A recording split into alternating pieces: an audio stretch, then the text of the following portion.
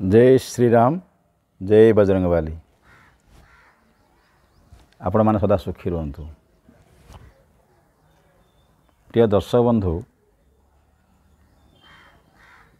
मु आज आपण मानकु एमिति एक विद्या विषय कहिबी जो विद्या द्वारा आपण माने जेकोसी व्यक्ति को मध्य निज आड़ को आकर्षित करें। ये एक चमत्कारी विद्या हनुमान जामलातंत्र विद्या रे ये विद्या को हनुमानंकर महाआकर्षण विद्या बोली कहा जाए। बहुत बढ़िया विद्या आपण माने प्रयोग करंतु। अति सुंदर फल पाई परिवे। ये जो विद्या विषय कहिबी एथिपाई आपनकु अत्यधिक खर्चांत करने को मध्य पड़िबो नाही। मात्र गोटे ग्लास कंचा क्षीर एवं गोटे ग्लास जल एतिकिरे आपण ये विद्याटी करिपारिबे। किंतु ये विद्यार अनुष्ठान होची 7टी मंगलवार। आपणकु 7टी मंगलवार दिन यही विद्या को प्रयोग करिया पड़िबो। एडो मंत्र अछि। आपण माने जेउ दिन आरंभ करिवे जेकोसी मासर गोटे मंगलवार दिन ठारू आरंभ करिवे एवं प्रत्येक मंगलवार दिन ये प्रयोग करिवे।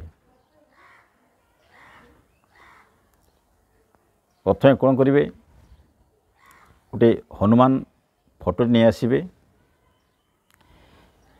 फोटो सम्मुखरे गोटे ग्लास आगुर आपण रखिथिबे कंचा क्षीर रखिबे एवं आ गोटे ग्लास शुद्ध जल रखिबे एवं फोटोर सम्मुखरे आपण पद्मासन हो कि सुखासन बसी आपण जप करिवे। ये जो जप करिवे मंत्रटी मैं आपको कहबी। जप आपणकर 500 होबार अछि अर्थात 5 माला जप करिवे। जप आपण रुद्राक्ष माला करि परिबे, तुलसी माला करि परिबे किंबा चंदन माला करि परिबे। 5 माला जप कर सारिबा परे जो क्षीर आउ जल को सम्मुख रखिथिबे से क्षीरटी गिलासटी को हाथ धरी 21 थर जो मंत्र मु कहबी से मंत्रटी को बा आपण जो मंत्र को जप करथिबे से मंत्र को 21 थर फुंक मारिबे। मनकर मंत्रटी पड़े एमती क्षीर को एमती फुंकी देवे। से मंत्रटी कही दूची बहुत चमत्कार मंत्र। मंत्रटी को ध्यान सहकारे शुणु। मंत्रटी है ओं नमो हनुमते रुद्रावताराय विश्वरूपाय अमित विक्रमाय प्रकट पराक्रमाय महाबलाय सूर्यकोटि समप्रभाय रामदूताय स्वाहा। फिर मुझे आउे मंत्रटी कही दूची।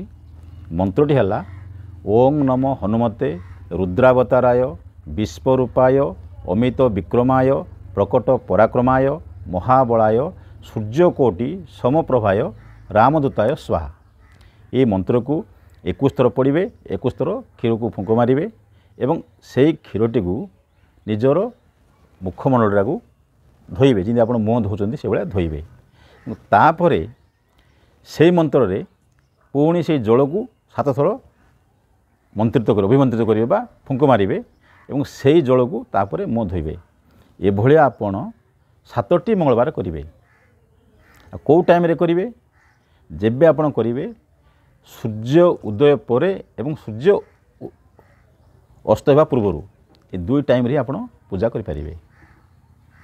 बहुत बढ़िया मंत्र बढ़िया आकर्षण विद्या ଆପଣ ଏ ମନ୍ତ୍ର ପ୍ରୟୋଗ କରନ୍ତୁ।